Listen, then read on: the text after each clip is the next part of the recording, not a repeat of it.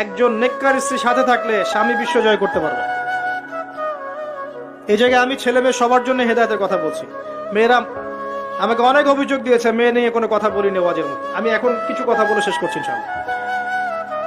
সারা আলাইহিস সালাম যখন যাচ্ছেন, একজন লম্পট রাজা, মনে আছে, লম্পট একজন বাচ্চা তাকে ভোগ করতে চেয়েছিল, তুলে নিয়ে কিডন্যাপ করেছে।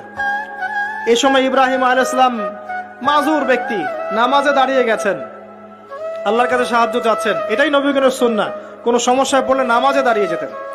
আর আমরা এখন সমস্যায় পড়লে হাউমাউ শুরু করি, তাই না? আর এদিকে সারা আলাইহিস সালাম আল্লাহর কাছে দোয়া করছেন, আল্লাহ তুমি যদি জেনে থাকো আমি আমার সতীত্ব আমার স্বামী ছাড়া অন্য কাউকে দেই নাই, তাহলে আজকে এই জালেমের হাত থেকে আমাকে রক্ষা করো। হাত বাড়াতে না বাড়াতেই তার হাত অবশ্যই পড়ে গেছে। সুবহানাল্লাহ।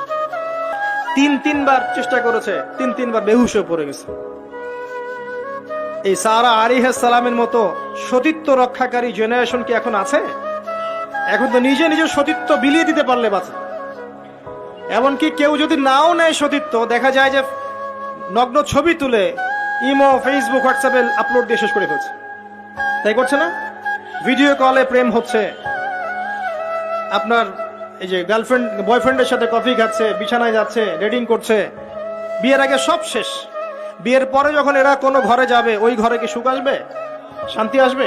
মা বোনদেরকে বলবো, আর আমাদেরকে খেয়াল রাখতে হবে, আমরা যেন আমাদের ঘরে সারা আলাইহিস সালামের মতো মেয়ে স্ত্রী তৈরি করতে পারি। আল্লাহ পাক তৌফিক দান করুন। দেখেন সতীত্বের পাওয়ার, আল্লাহ পাক হাত অবশ করে ফেললেন।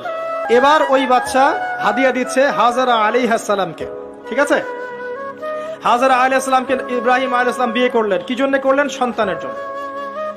বাই দ্য ওয়ে, এখন আবার একাধিক বিয়ে যদি কেউ করে ফেলে, তাকে সমাজে এবার বাঁকা চোখে দেখা হয়, তার মনে চরিত্র সমস্যা আছে।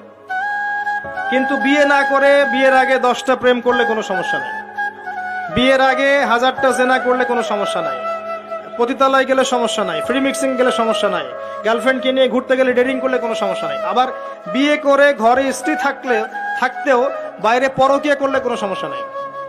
এগুলোকে আমরা উন্মুক্ত করছি, কিন্তু কেউ সাহস করে যদি কোনো বিধবার দায়িত্ব নেয়, কোনো তালাকপ্রাপ্তর দায়িত্ব নেয়, কোনো অসহায়ের দায়িত্ব নেয়, তাকে খারাপ চোখে দেখা। এই হলো আমাদের সাইকোলজি এখন। অথচ আল্লাহ পাক এই বিধানটা দিয়েছেন কোরআন এবং সুন্নাহয়। যাই হোক, তার জন্য শর্ত আছে, শর্ত পূরণ না হলে করবেন না, কখনো ফরজ নয়। কিন্তু কেউ যদি শর্ত পূরণ করে করতে পারে, তাকে ডিসকারেজ কেন করতে যাবে? সমাজ চেঞ্জ হয়ে গেছে। হাজরা আলাইহিস সালাম, এখান থেকে আমি আমাদের মা বোনদেরকে এবং আমাদেরকে একটা হেদায়েতের কথা বলবো ইনশাআল্লাহ। হাজরা আলাইহিস সালামের ঈমান, আমল, তাওয়াক্কুল দেখেন। তার গর্ভে আল্লাহ পাক সন্তান দিলেন ইসমাঈল আলাইহিস সালামকে। এবার আল্লাহ পাক বলছেন রেখে আসো। কোথায়? ওই মক্কায়, জনমানব শূন্য জায়গায় রেখে আসলেন।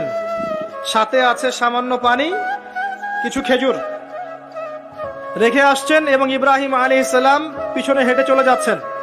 হাজরা আলাইহিস সালাম বলছেন, আইনা তাযহাবু ইয়া ইব্রাহিম, আপনি কোথায় যাচ্ছেন হে ইব্রাহিম? আপনি আমাদেরকে জনমানব শূন্য জায়গায় ফেলে কোথায় চলে যাচ্ছেন? ইব্রাহিম আলাইহিস সালাম কিচ্ছু বলছেন না, বুকের মধ্যে পাথর। স্ত্রী সন্তানকে জনমানব শূন্য জায়গায় রেখে গেলে কি ভালো লাগবে কারো? বুকের মধ্যে পাথর, চুপ করে আছেন।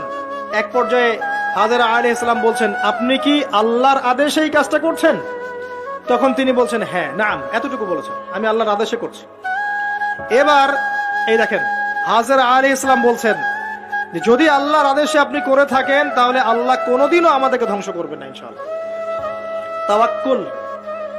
আমি আপনাকে বুঝাই, এখানে কোনো মানুষ নাই, কোনো খাবার নাই, কোনো পানিও নাই, তারপরেও তিনি বলছেন আল্লাহ ধ্বংস করবেন না। আপনি কি বুঝতে পারছেন কি অবস্থা? এবার খাবার পানি শেষ হয়ে গেল, সাই করছেন সাফা টু মারোয়া, মারোয়া টু সাফা, শুধু এক ফোঁটা পানির জন্য। কাকে খাওয়াবেন? বাচ্চাকে। এই দৌড়টা আল্লাহ পাকের কাছে এত পছন্দ হয়েছে, কিয়ামত পর্যন্ত হজের মধ্যে আল্লাহ পাক রেখে দিয়েছেন এটাকে। আপনি সাই করছেন, এটা কার সুন্নাহ? হাজরা আলাইহিস সালামের। হজের ম্যাক্সিমাম কাজগুলি তাদের পরিবারের কেন্দ্রিক। জামরায় পাথর নিক্ষেপ করা, এই যে তাওয়াফ করছেন, মাকাম ইব্রাহিমে দাঁড়িয়ে নামাজ পড়ছেন, সব কিন্তু এই বংশের সাথে জড়িত।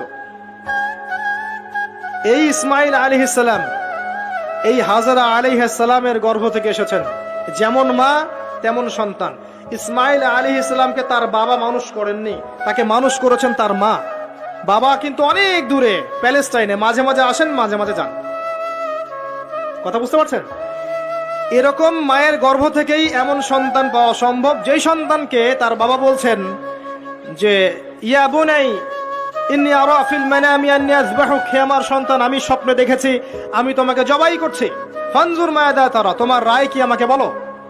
এই বাচ্চা তখন বলছে, বাচ্চার বয়স 10, 12, 15, 16 এতটুকু হবে।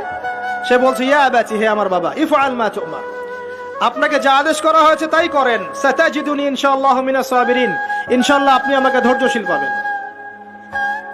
যেমন মা তেমন সন্তান। মা বলেছে আল্লাহ আমাকে দেখবে, ওই দেখেন সন্তান জবাই করে দেন, আল্লাহ আমাকে ধৈর্যশীল পাবেন ইনশাআল্লাহ।